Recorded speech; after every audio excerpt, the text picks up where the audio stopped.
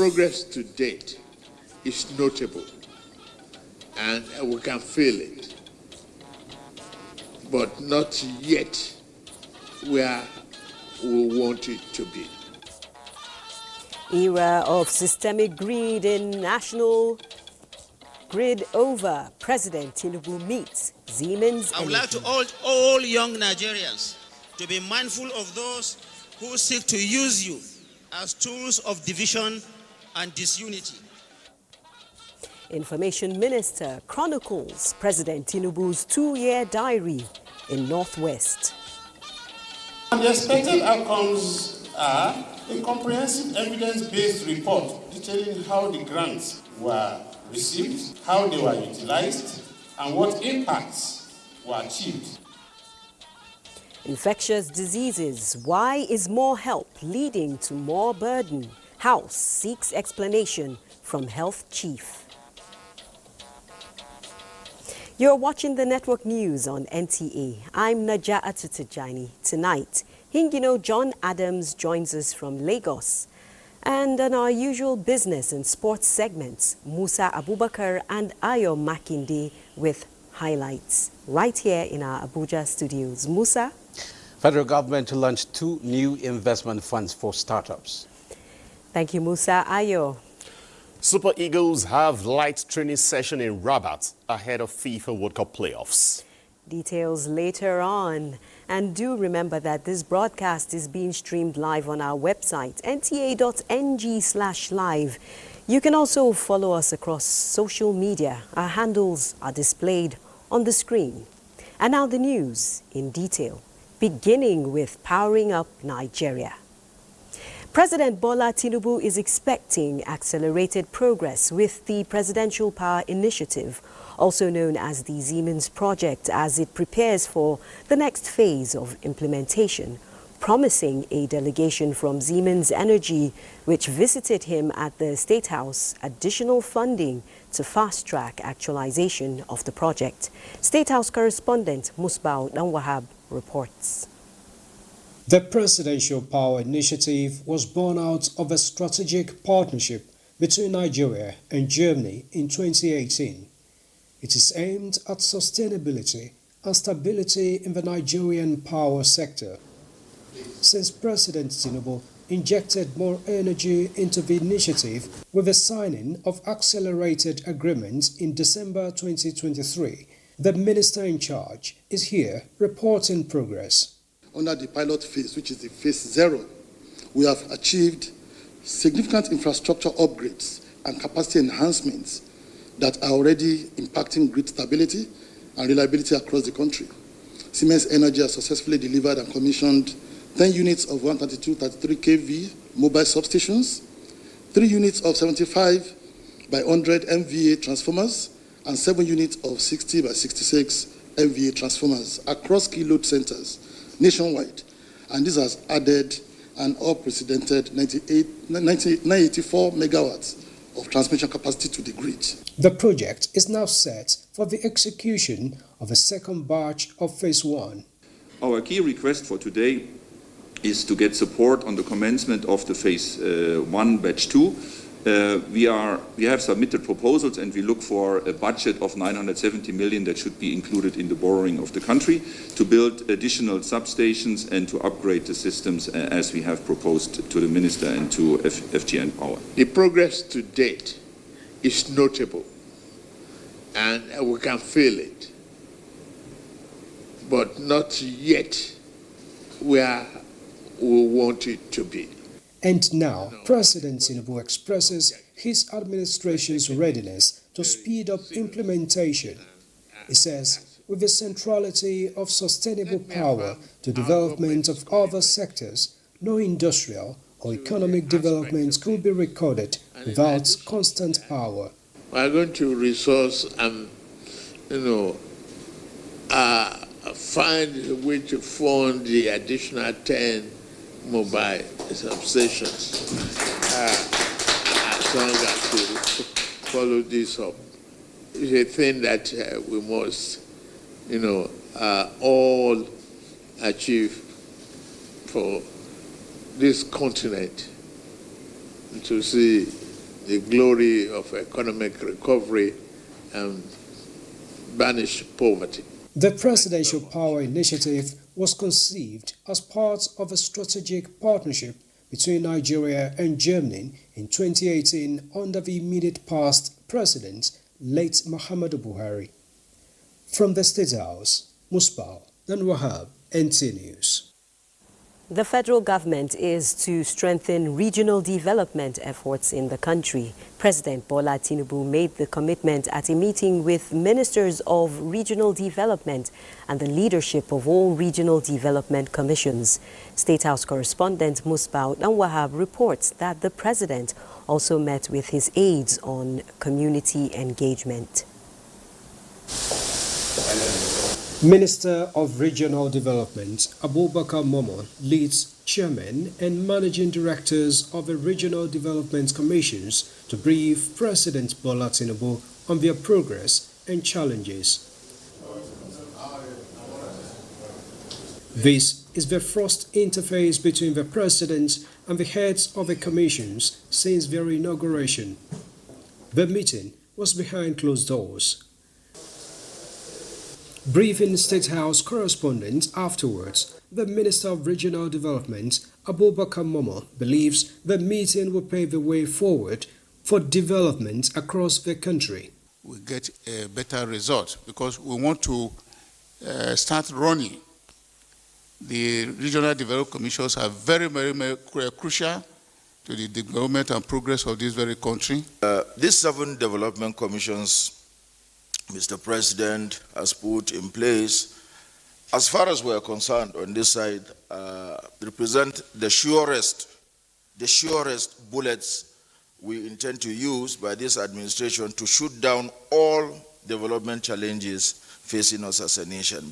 Similarly, the President also met with his senior special assistant on community engagement, where he reaffirmed his administration's commitment to strengthening social cohesion, promotion of peace, and addressing developmental challenges across Nigeria's 6 geopolitical zones. Mr. President has promised to also strengthen the peace structures and make our community as safe. So for the North Central region, we've launched what we call the Presidential Community Engagement Peace Structures across the 121 local governments. We've done 43 out of 121 local governments. We've set up community peace structures to strengthen peace and also social cohesion across the North Central region. We have highlighted to Mr. President the level of out-of-school children, which through my office we've been able to enroll these young vulnerable children into primary schools. We give them education materials, we give them exercise books, uniforms, and all that they require so that they go back to school. One of the biggest delegations Mr. President has just bestowed on the Presidential Community Engagement Team is the approach of peacemaking and appeal.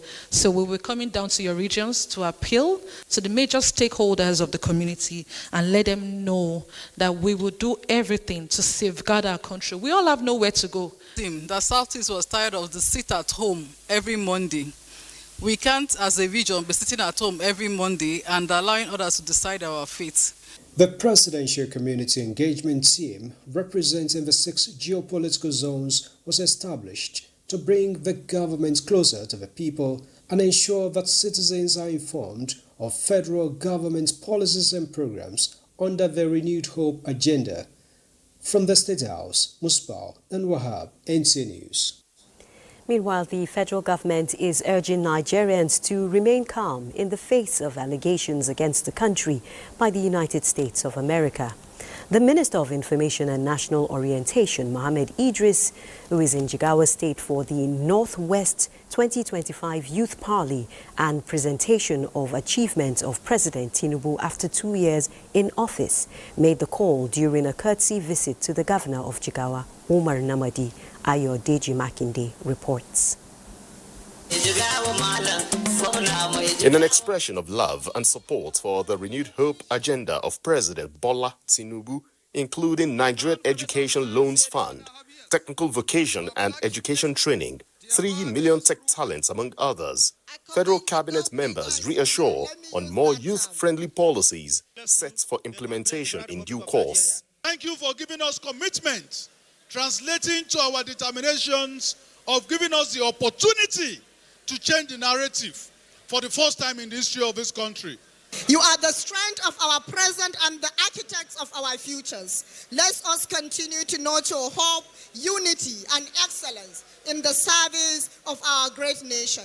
Amid deliberate efforts by the federal government to strengthen Nigeria's sovereignty among international interests, Minister of Information and National Orientation Mohammed Idris charged youth to be agents of positive change. It is important for our youth to stay very, very clear. They should not allow themselves to be used through the instrumentality of the social media to sow seeds of division, create confusion, create anarchy, and create disunity in our land. Governor Umar Namadi highlights achievements of the Renewed Hope agenda in Jigawa State, assuring more investments to leverage existing transformation in agriculture, education, health, and human capital development.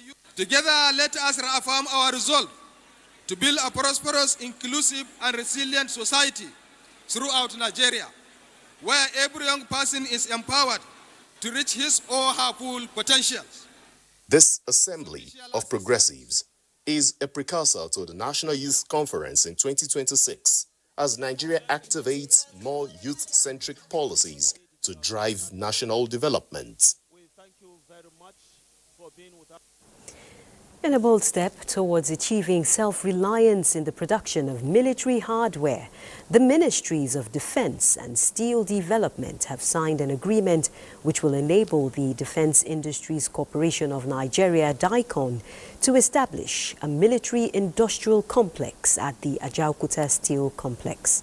The agreement, signed at the National Defense College in Abuja, is also part of ongoing efforts to revive Ajaokuta. Ekene Undului reports. The Defense Industries Corporation of Nigeria, DICON, was established in 1964 to produce ordnance and other military equipment for the Nigerian Armed Forces and security agencies. However, limited access to steel raw materials has posed a major challenge to DICON's mandate. The signing of the DICON Act in 2023 by President Bola Tinubu ushered in key reforms designed to expand the corporation's production capacity. Now, a new memorandum of understanding between the Ministries of Defense and Steel Development is taking that vision a step further. Why we are having this signing today is to show the commitment of Mr. President and the Renewed Hope agenda of this government to ensure local productivity so as to have our own military capacity. A portion of land would be allocated to the Ministry of Defense for the construction of a military-industrial complex. The ministers say the synergy between DICON and the Ajaokuta Steel Company will not only boost local arms production, but also ignite wider economic growth and technological innovation. In Abuja, Ekene Undului, NTA News. Like the dawn of renewed assurance across the security landscape, the Nigeria Police Trust Fund has extended its mission of reform and revitalization to Zamfara State, with the Executive Secretary of the Police Trust Fund meeting the governor in Gusau on areas of collaboration for the effective operation of personnel. Francis Form reports. It was a visit that symbolizes partnership and purpose, as the Executive Secretary of the Nigeria Police Trust Fund reaffirms that under the Renewed Hope agenda of President Bola Tinubu, the NPTF remains unwavering in its mission to empower the Nigeria Police Force through strategic interventions in infrastructure, training, and equipment. The fund is currently constructing a new police station in Gusau, and also will soon commence construction of a 6-man rank and file, which is for accommodation and is aimed at improving operational efficiency and welfare of our officers serving within the states. We are eager to partner with Zamfara State government to develop affordable housing estates for police personnel. It's unfortunate when you look at the condition of police in Nigeria and you still expect them to perform miracle. It's impossible. Let the truth be told. And honestly, I'm one of those who are really advocating for a total overhauling of the police welfare, if truly we want them to function effectively. And I believe it's just a matter of time this will come into play. The team was in Zamfara to inspect the newly completed Special Forces Barracks at Daza area in Gusau, a key intervention project now fully operational, a demonstration to the government's commitment to enhancing security in Zamfara and the Northwest region. Francis from NTA News. Meanwhile, the Nigerian Air Force has intensified its counter-terrorism and counter-banditry operations nationwide with a series of precision airstrikes which have wiped out Islamic State of West Africa province terrorists in Malam Faturi and Shuaram in Borno State, destroyed bandit holds in Garindendi and Chigogo in Kwara State, as well as Zango Hill in Ankara local government area of Katsina State. A statement by the Director Public Relations and Information, Air Commodore Ehime Ejodame, indicates that the coordinated missions executed represent a decisive phase in ongoing joint operations under Operation Hatton-Kai, aimed at tackling terrorist and criminal networks across Nigeria's northern theaters. Each mission reaffirms NAF resolve to project smarter, intelligence-driven air power. The Economic and Financial Crimes Commission, EFCC, has declared wanted former Minister of Petroleum Resources and former Governor Bayelsa State, Timipre Silva, who is wanted in connection with an alleged case of conspiracy and dishonest conversion of more than $14 million being part of funds injected by the Nigerian Content Development and Monitoring Board into Atlantic International Refinery and Petrochemical Limited for the construction of a refinery. The Commission secured a warrant for the arrest of the former minister at a federal high court sitting in Lagos. The Commission urges anyone with useful information on his whereabouts to contact any of its zonal directorates across the country or the nearest police station. This is the network news on NTA. Do stay tuned for more reports. Thanks for staying tuned. We're talking health matters. And the Coordinating Minister of Health and Social Welfare, Professor Ali Pate, is advocating phasing out Nigeria's dependence on foreign grants to combat HIV/AIDS, tuberculosis and malaria. This was when he appeared before the House Committee on Infectious Diseases for an investigative hearing on the utilization of foreign grants in the health sector. National Assembly correspondent Mitairi Ikben reports. Lawmakers are concerned that huge donor funds to strengthen Nigeria's health systems have not reduced the country's burden of infectious diseases. These include a cumulative sum of $4.6 billion received by Nigeria as foreign grants to fight HIV/AIDS, tuberculosis, and malaria from the Global Fund and the United States Agency for International Development between 2012 and 2025. The expected outcomes are a comprehensive evidence-based report detailing how the grants were received, how they were utilized, and what impacts were achieved. The era of spending Nigerian money without approval and accountability is over. We are in the process of streamlining the coordination of the response against HIV, AIDS, TB, and malaria. For the Coordinating Minister of Health and Social Welfare, it's time for Nigeria to take ownership of financing its healthcare priorities. With this hearing, we're very encouraged that we will see Nigeria get closer to the target in terms of steady increase in domestic financing. The lawmakers and policymakers are on the same page that every kobo allocated for public health should be accounted for to keep the statistics low on infant mortality from HIV/AIDS, tuberculosis, and malaria. From the National Assembly, Mitaire Ikben, NTA News. Today's World Immunization Day, November 10, dedicated to celebrating one of modern science's greatest achievements, vaccines. Chika Ofo of the Vaccine Network for Disease Control was in our studios earlier in the day to speak on sustainable vaccine financing. And Nigeria has tried, because as we speak, Nigeria has an ambitious project of reaching 106 million children between the ages of 0 and 14 years, between now and the first phase of next year. Even as we speak, Nigeria has almost gotten to almost half of that target. However, such an ambitious project includes the fact that we must have availability of vaccines, because Nigeria has introduced new vaccines. We also have to make sure that the necessary funds that is needed to continue this campaign and keep it going and vaccinate all our children. Meanwhile, the federal government is expressing concern over the rising case of vandalism and misuse of newly constructed and ongoing road projects across the country. The Minister of State for Works, Muhammad Bello Gwaranyo, made this known while inspecting the ongoing reconstruction of the Abuja-Kaduna-Kano dual carriageway. Kenneth Nanim reports. Inspecting the ongoing reconstruction work on the Abuja-Kaduna-Zaria-Kano road, Minister of Works for State, Muhammad Bello Gwaranyo, warned against road infrastructure vandalism, stating that government is making huge investments in road infrastructure development across the country.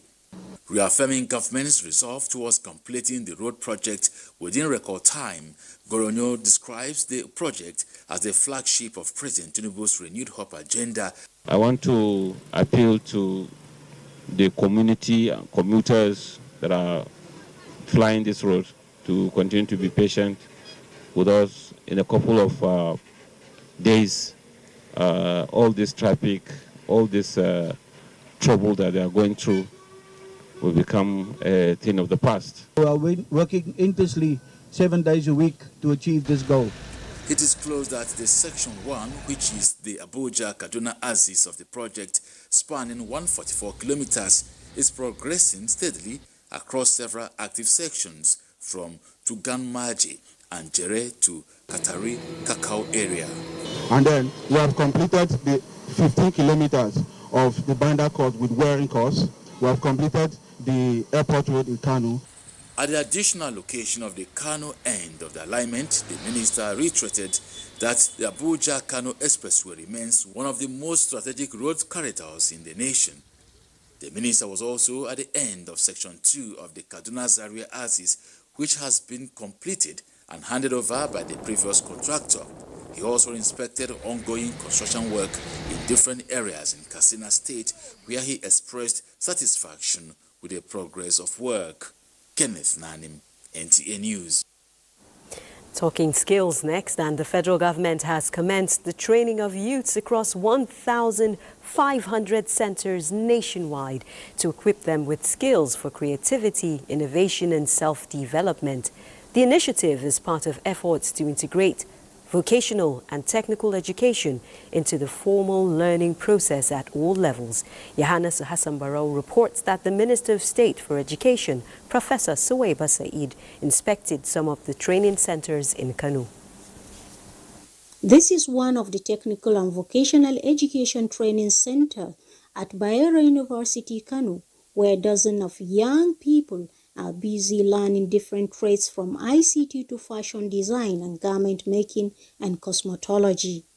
The program is part of the federal government's plan to integrate vocational skills into the academic system, preparing students not only for certificates but also for life after school.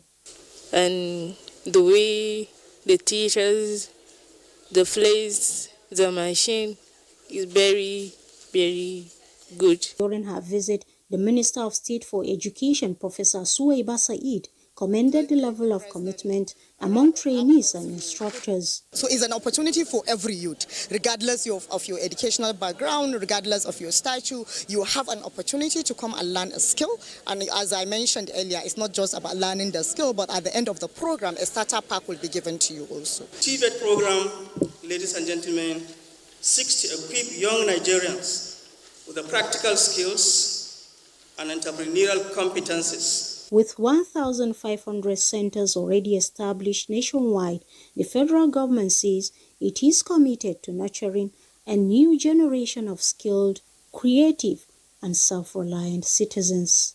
In Kano, Yohana Hassan Barrow, NTA News. Still on prosperity, enhancing Nigeria's economic prosperity through infrastructural development requires public and private sector partnership to address structural deficits in the country through cutting-edge technology at all levels. The Association of Consulting Engineers is spearheading a platform to ensure all this. David Ire has the details. Various regulatory bodies getting stronger in ensuring professional standards at all levels. Nigerian engineers have also upped their games to avoid sanctions. But the problem of infrastructure deficit has gone beyond a mere responsibility of government, as these engineers are brainstorming on possible ways to ensure that Nigerians have access to infrastructure at all times. This platform offers a unique opportunity for critical dialogue and strategic engagement on how best to mitigate the perennial challenges confronting our infrastructure and development sectors. The conference is not just about identifying the challenges, it is about creating actionable strategies and partnerships that will transform our wisdom in reality. Identifying adequate electricity as key to achieving set goals and meeting new demands, including artificial intelligence, the federal government says it will continue to give priority to projects that would have direct impact on the people. It is envisaged that by 2030, the electricity required to move the AI penetration is going to be around 945 terawatt hour of electricity. While in Nigeria we are talking of bridging electricity access gap, a number of people are looking at how to triple. Since assuming office, President Tinubu has set in motion a transformative agenda to modernize Nigeria's critical infrastructure through clear policy direction and effective project delivery mechanisms. The conference has at its theme closing the national infrastructure deficit and the strategic role of consulting engineers.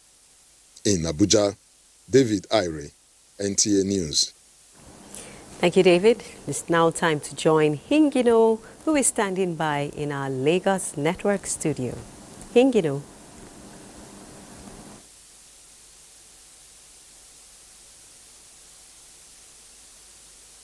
Thank you, Naja'atu, and welcome to Lagos. Developing national security policies and strategies that will enhance the security architecture of the country and other security issues with the capability to identify security threats dominated discussions at the 18th Annual Nigeria Institute of Industrial Security Conference 2025. Participants from both the public and private security spaces attended the conference. Lynn Leneke reports. With the theme, Designing Public and Private Security Architecture to Drive National Growth and Business Security Goals, experts say addressing the emerging and evolving security threats bedeviling the nation has become imperative for the good of Nigerians. These security experts, drawn from across the country, are therefore exploring strategies for integrating public and private security frameworks to meet national and business security goals. Security of the country does not discriminate between the private sector or the public sector.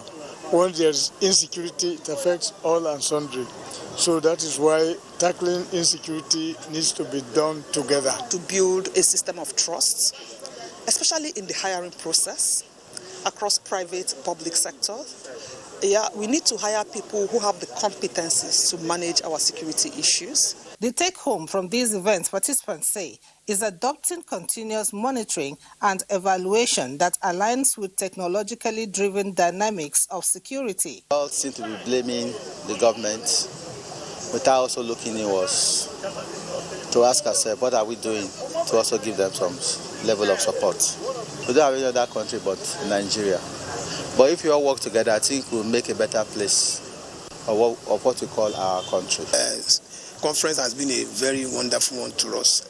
It has really helped us to understand the difference between a security manager and just a security man. Organizers say the integrated framework is intended to move beyond traditional, rigid security models to addressing both asymmetric threats and traditional physical security concerns, also fostering economic and environmental security. In Lagos, Lane Lenake, NTA News. 9-year-old Fei Sheton Ewaolua has won the Duffield Primal Foods Limited Fan Club Grand Prize of the 10th edition Indomie Team Yourself Up competition that encourages creativity, innovation, and teamwork. The winner's work was selected from over 64,000 entries submitted this year. Ime Udori witnessed the prize money presentation in Lagos, and her report is here presented.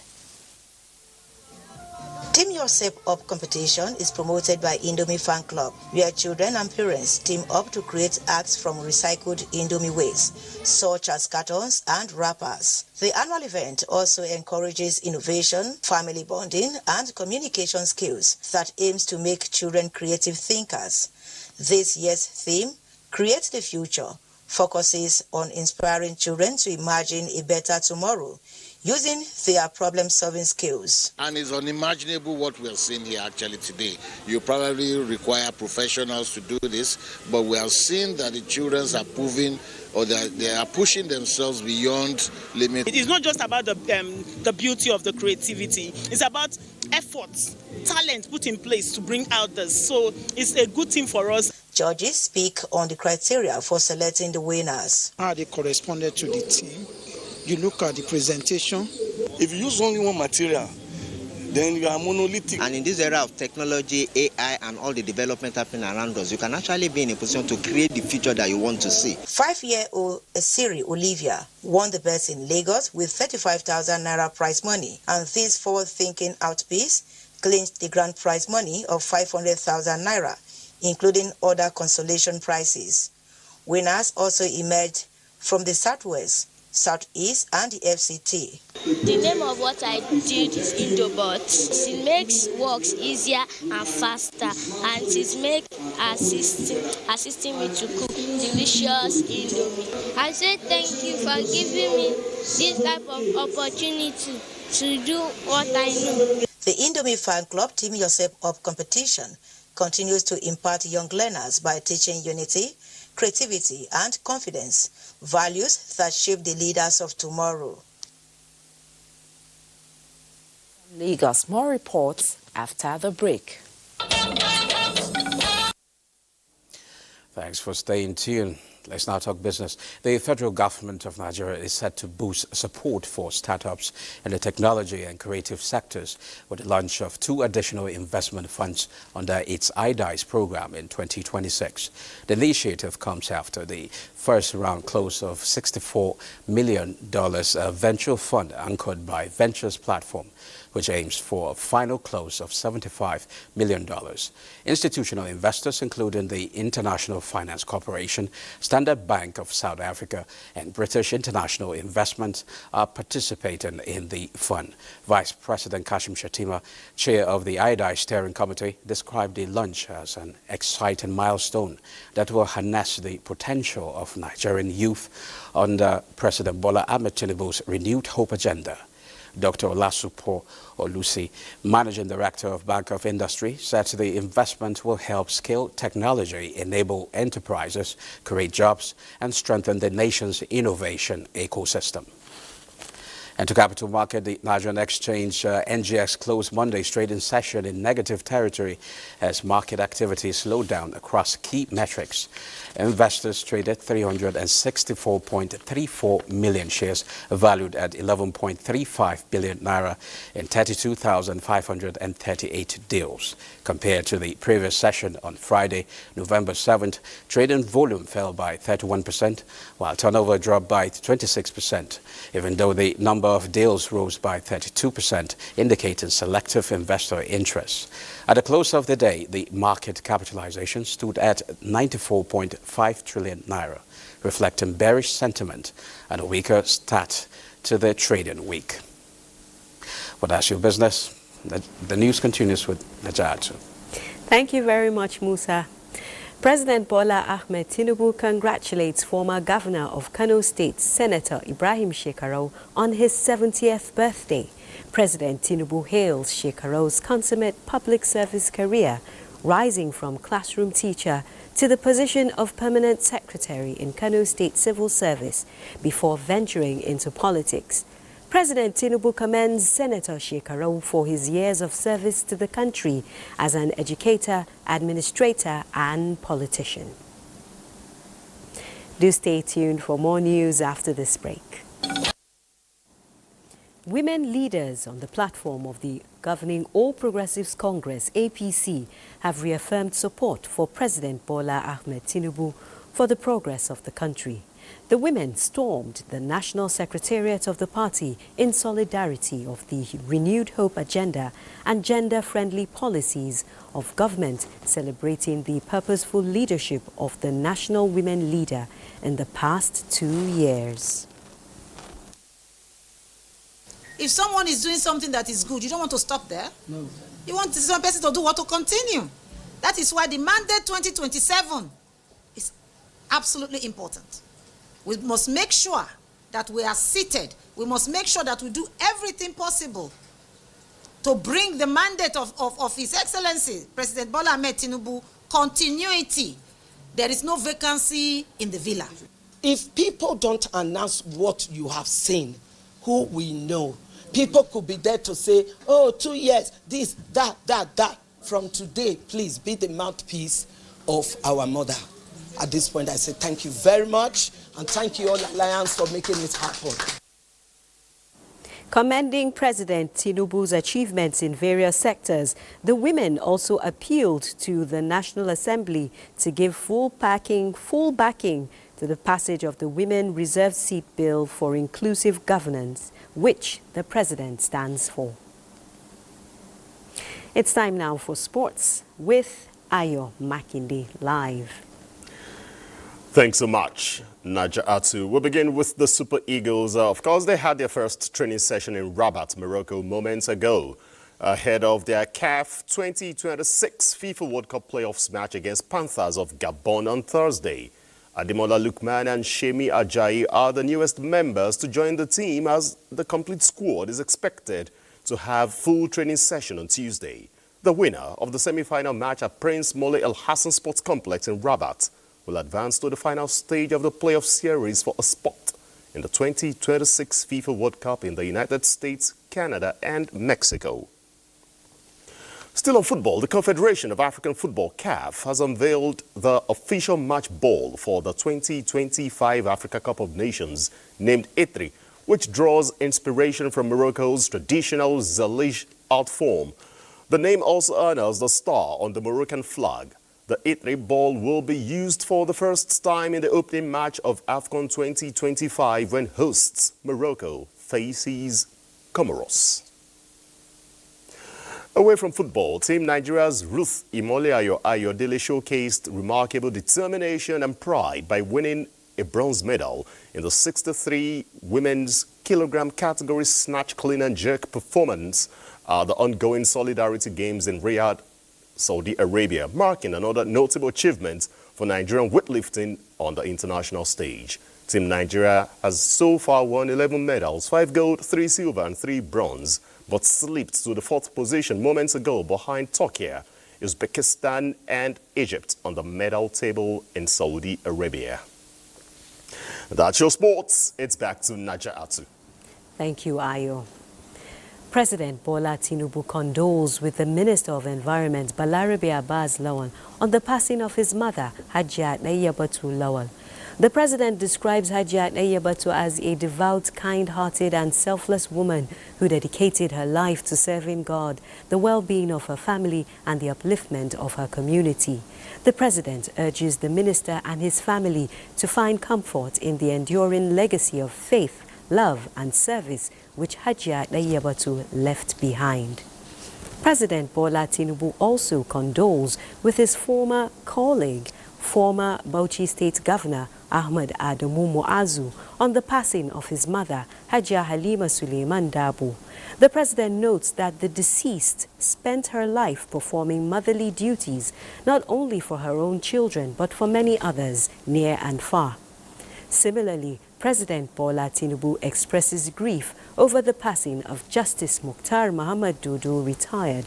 President Tinubu describes the deceased as an upright judicial officer, patriotic Nigerian, and a fearless jurist who spent his life contributing to Nigeria's judicial system. The president prays for the repose of the soul of the departed. The Osayande family of Edo State announces the passing of their son, brother, uncle, father, grandfather, late Pari Benjamin Osayande, former Deputy Inspector General of Police and former Chairman, Police Service Commission. Burial arrangements from the family indicates there will be a mass vigil at Holy Cross Cathedral, 55 Mission Road, Benin City, Edo State, on November 13 at 3 o'clock in the afternoon, followed by lying in state at his residence, 21 Central Road off Sapele Road, GRA, Benin. Interment will be at his residence after a funeral mass at the same church at 10 o'clock in the morning, while reception of guests will follow immediately after interment. November 15, there will be a cultural celebration at the residence at 2 o'clock in the afternoon. November 16, there will be Thanksgiving Mass at the Holy Cross Cathedral, beginning at 10 o'clock in the morning. He is survived by many relatives, including Celestina Ladipo, Assistant Director News, Nigerian Television Authority, NTA. On that solemn note, we conclude the network news on NTA. I'm Naja Atutijani. Do enjoy the rest of the week.